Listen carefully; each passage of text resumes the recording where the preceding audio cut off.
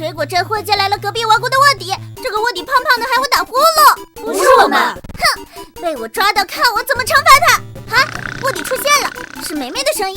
电梯5层晚。梅梅，快起床！卧底居然是你！怎么是我啊，光精灵？怎么了？说，你睡觉打呼噜是不是混进来的卧底？光精灵，不是我，我打呼噜是因为……真好玩，所以在梦里也在吹纸玩。好吧，那不是你会是谁呢？是乐乐的声音，电梯10楼晚。乐乐，醒醒！原来你才是混进来的卧底。啊，不是我，我打呼噜是因为……啊呜啊呜！是大熊，我在模仿大熊的声音。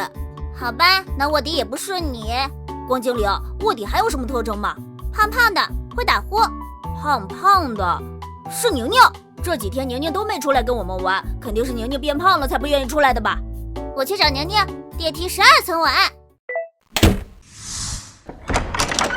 啊！公主亲我热，水晶亲我热。啊，好疼啊！宁宁，果然是你。什么是我？你就是卧底，不然你怎么会突然变得胖胖的？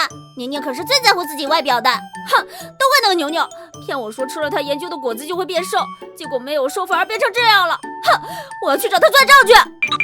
可恶，都不是卧底，看来只有大龙了。电梯16层晚安。大龙，你给我起床！啊，怎么了？你这个卧底，我要惩罚你！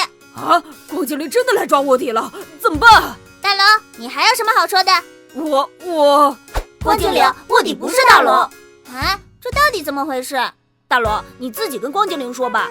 对不起，根本就没有卧底，是我自己打呼噜，害怕大家嘲笑我，所以我才……啊，居然是这样，好吧，这次我就原谅你了，你以后不许再这样了。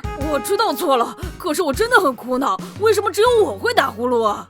这是睡觉时身体的一种自然反应，大龙不用担心。当我们入睡的时候，身体也会变得很放松。当我们的肌肉松弛时，就会导致空气通道变窄。呼吸的时候，空气就会在狭窄的通道中流动，就会发出声音。大龙，我们不会嘲笑你的。